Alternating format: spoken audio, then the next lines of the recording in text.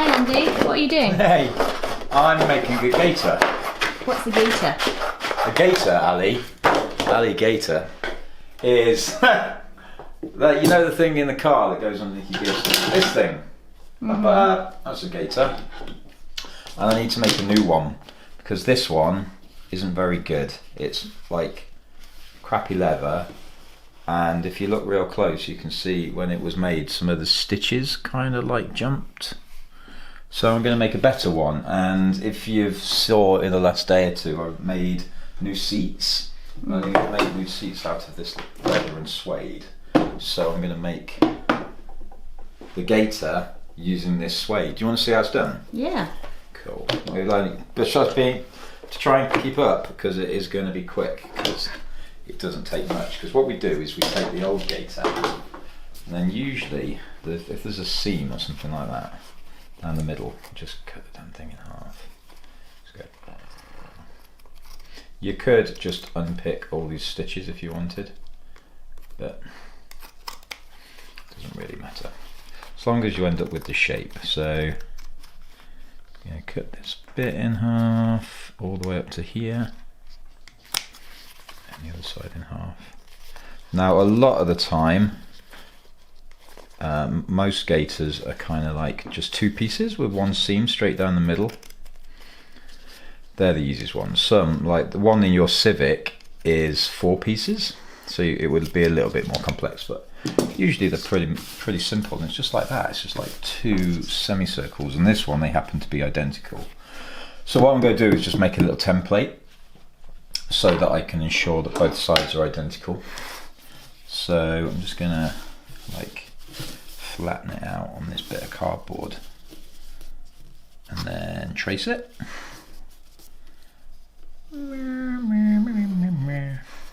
There's one.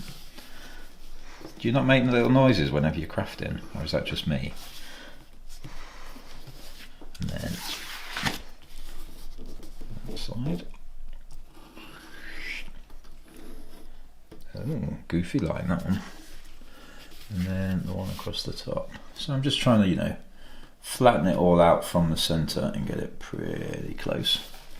What I'll need to do in this one is across this like outside edge, there's all these holes, so I'm just going to have to mark where all these holes are as well.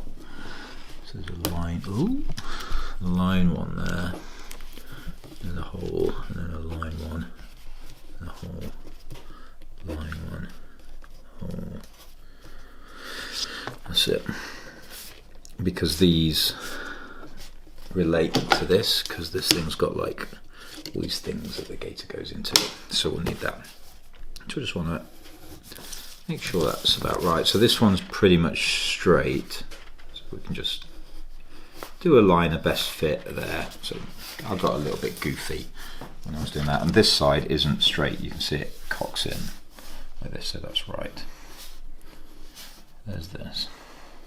But one thing I want to think about is a seam allowance. So you're actually going to want to add a little bit extra here. I've got a tool over here, if I just grab it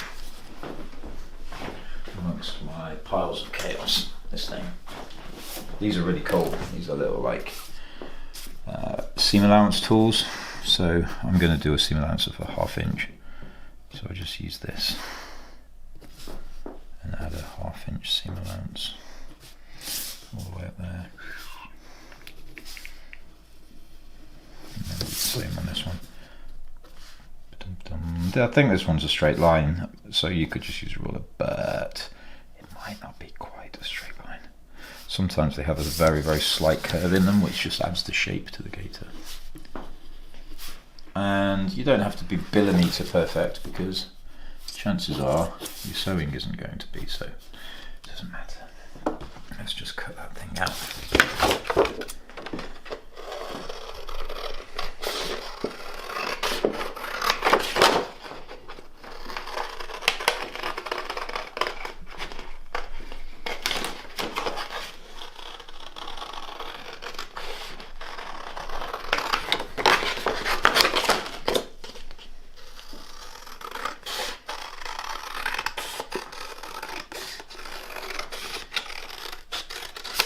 There we go. Don't need any of that shit. Right, so we've got there and there. I'm just going to clip into these points. You could just punch these through, but I'm doing it this way because I'm embracing chaos today. You'll see why we use that in a minute. Right, so that's most of the way done. So then I'm going to take my material that I'm going to use. So this is a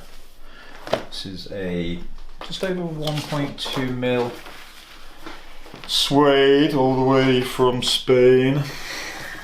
And then a metallic pen, like that. I'm going to trace it. This is why we're making cards, because tracing it onto the material becomes super quick and easy. And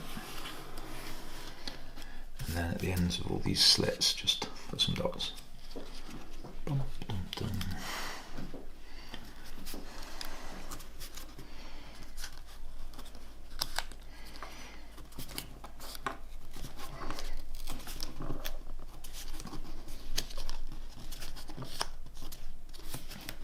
And then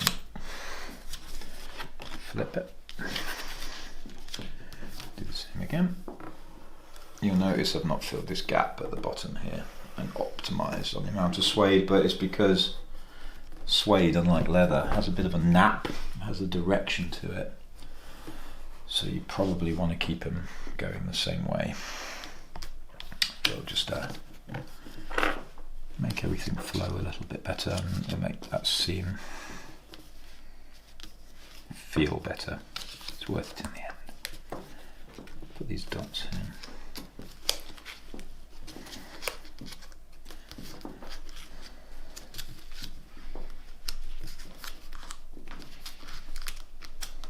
So we're way over halfway already. So our little lines are that one, that's a line, that's a line, that's a line. Oh, that's nice and easy. It's the close together ones, those three.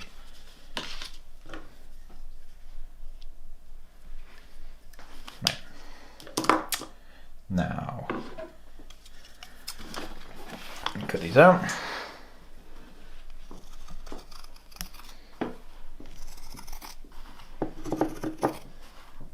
When you use a marker pen like that, when you cut it out, you just make sure the marker pen bit is on the outside. So you basically just cut on the inside side of it because it's a couple of mil thick, the line, and you don't want to cut down the middle of it because you'll add loads of extra material you don't need.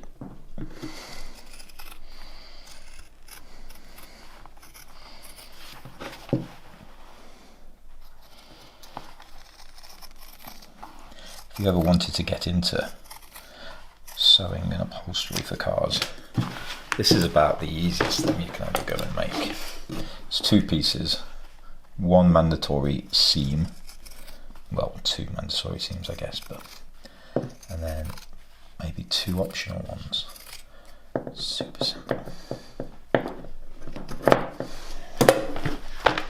What will we make the Gaiter for your car out of? Should we do it in leather or? Yeah, I think leather. Yeah, you're not going to want to have some bribe or a Caro material there, or the trend, or something crazy. Just something to go with that horrible vinyl you put in my car. That horrible vinyl was a mistake, and it will be rectified soon. Yeah, cheap carbon vinyl. Not even once, kids. Not even once. Buy the good stuff. Buy 60. Or do what I've just done for the 350Z and actually pay somebody to have all your carbon bits actually made in carbon. Right. That's those bits down. Now the holes and the bits we need to make into holes. You'll have to excuse me banging for a moment. So we're going to use a leather hole punch, that bad boy.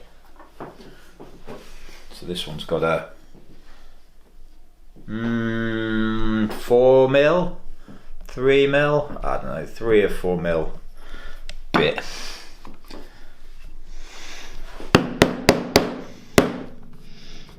just bash out these holes. Oh, we've got a nice reverb from the guitars behind us.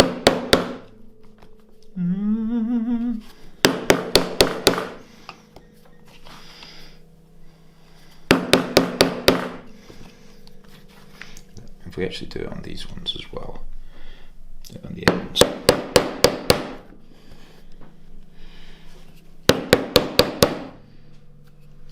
Ah, my fingies. I don't think I've successfully made something out of any material and not injured my hand in some way. Blood, sweat and tears going into every project. Right, halfway.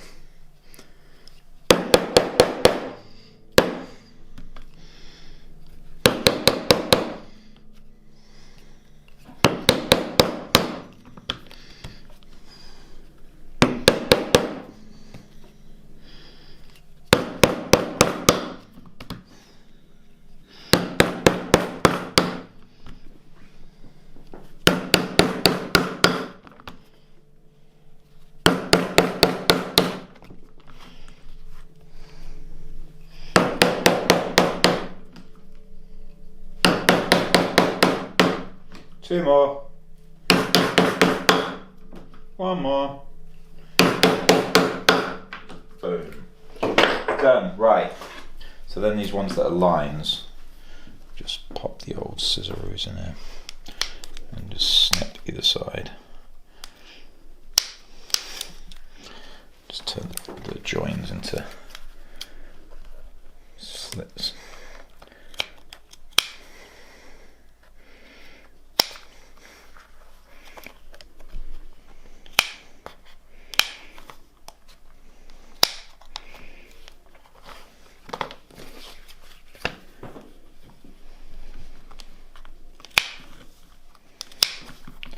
So if we remember the side that's facing up right now is the back. Not that it matters too much because it's symmetrical, but so we get the two backs facing out, so a back facing down. We don't need you anymore.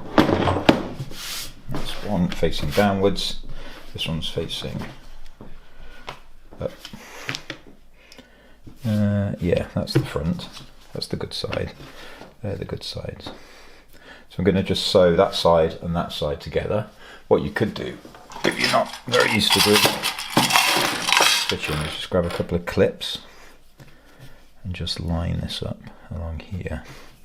Just add a couple of clips. I'll just stop anything from moving, especially if you're using something like leather, because a habit of sliding about. Then we get a flick on the machine. So I like to use this machine, which has come all the way from 1963. It's a Jones walking foot here. So I've actually got the wrong foot on it because I've been using it to do zippers. It's a Jones single stitch walking foot, which means it's really good for working on kind of thick materials like leather and suede and Alcantara, which is basically what I use all the time. Doesn't do anything fancy like zip ties or even double needles, which is a bit of a pain, but it does this really well. So yeah, if you don't use any machine, if you've got a domestic machine, you want to make sure you've got a walking foot adapter, which will look like a big block thing. But for this, it's just a walking foot. Now I've got it set at the moment to 2 and a bit millimeters. I use 2 and 1 notch. Yeah, so I'm just, because we added that seam allowance at half.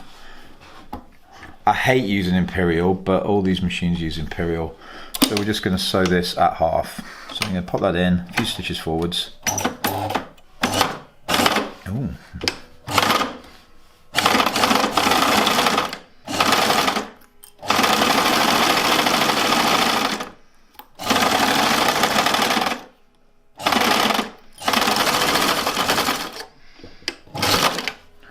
machine. Didn't sound very healthy there.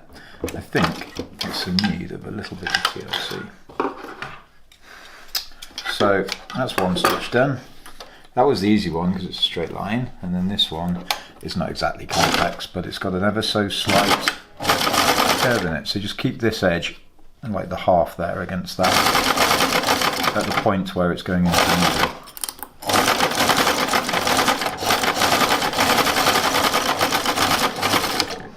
And no, I'm not making it go with magic. There is a thing on the floor that my foot is on, but that's how sewing machines work. And then, if you wanted, you could stop there, and you could turn that inside out, and you'd have a gaiter. And that would be, I guess, a perfectly acceptable kind of average looking gaiter. But in my Alcantara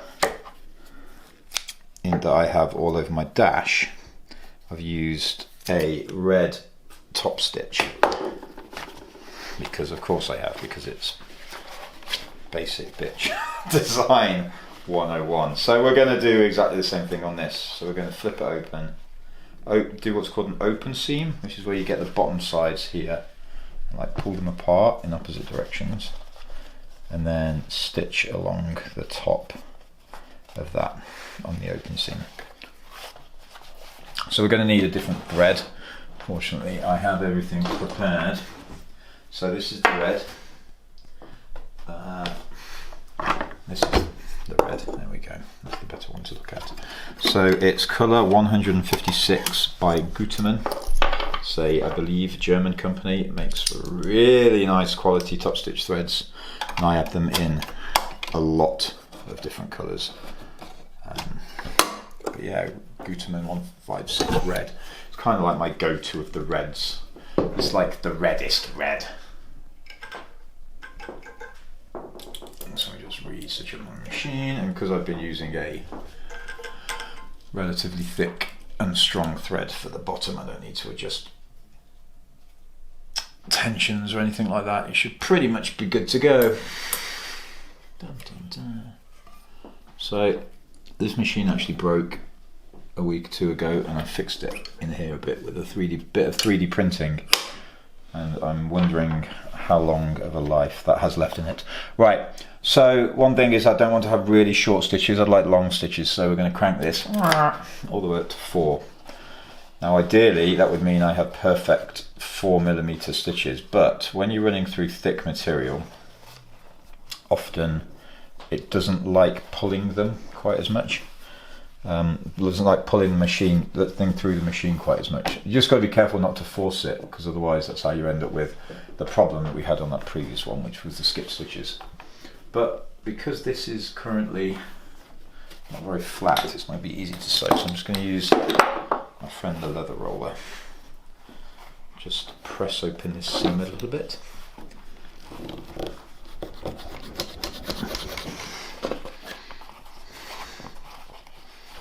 Just from the inside.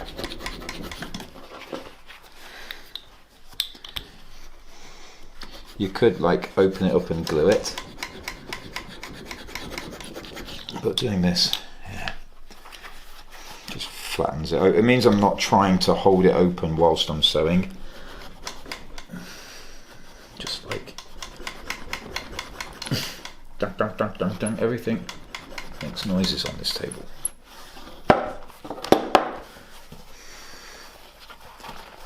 Done. And then this other one. I'll do it from the outside so you can see. Pulling the inside seam open. It does leave like a mark on the inside, but I'm not worried about that, because as soon as I get my suede brush on that, it'll all come out.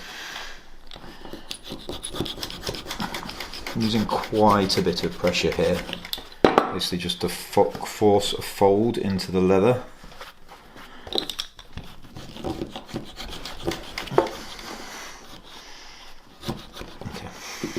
Basically it.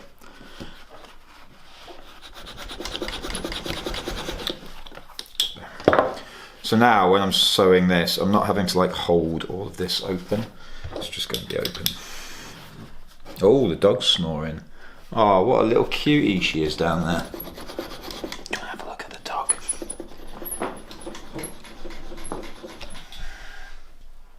a stupid dog.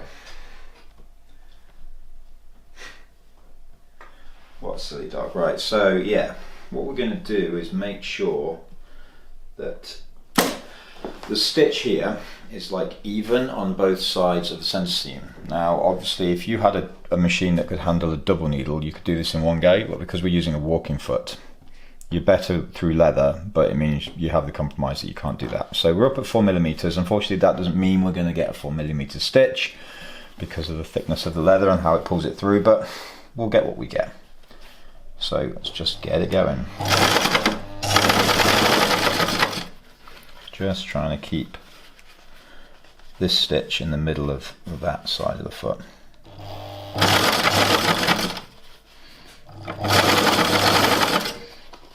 Just go all the way to the end. A little bit awkward because I can't see where I'm going.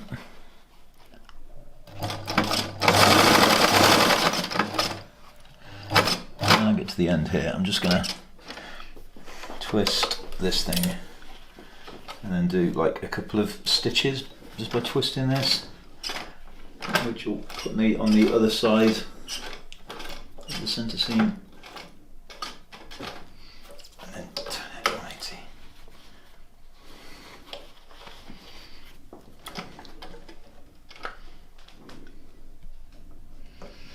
There, okay, and then come back.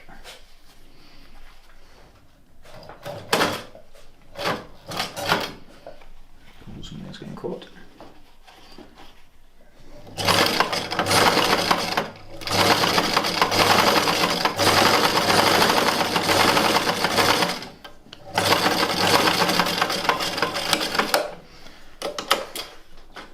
And that is one half of your top stitching. Let's just quickly do the other one.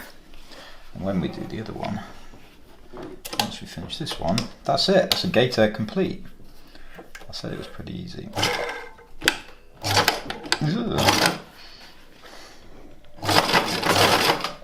If you wanted to spend a hell of a lot of money, you could buy a dedicated double top stitching machine.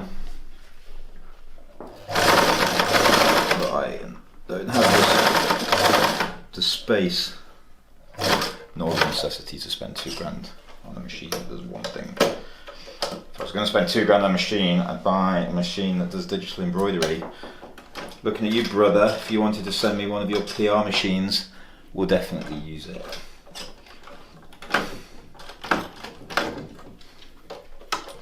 Right, one stitch to go.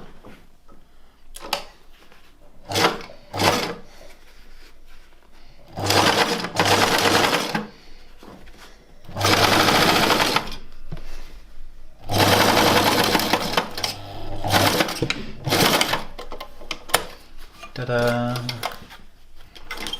Twist this, snips all around. Front and back, make sure we've got it both ends. And then, where's my little swipe brush? You can see, obviously, it's a bit shiny, but that's because I was pressing it. If we give it a go over with a suede brush, and that's it. This one. That is one brand new gaiter. And because we've got all these like little holes and things in it, it can go into this properly. Which way round is it? Oh no, there are snips that go underneath these. Okay, so I'm going to have to do a couple more snip bits before it actually fits. Which just, it's like this whole section here. Yeah, no, I've got to snip through my, right, okay, chop. Don't try this bit at home, kids. I didn't realise there was a cut here, front and back on both of these, which kind of ruins the stay stitch, which I've got cut. It'll be fine, it'll be fine.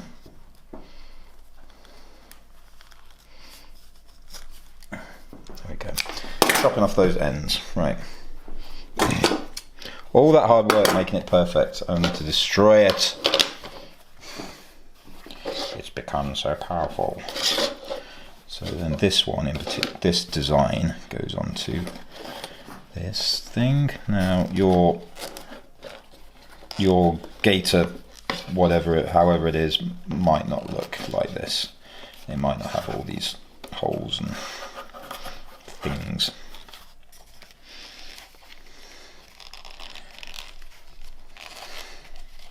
This just happens to be how mine is. So pop it in all of these.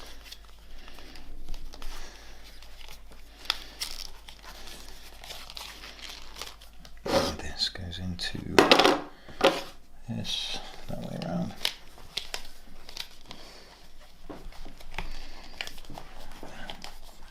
That clips into here.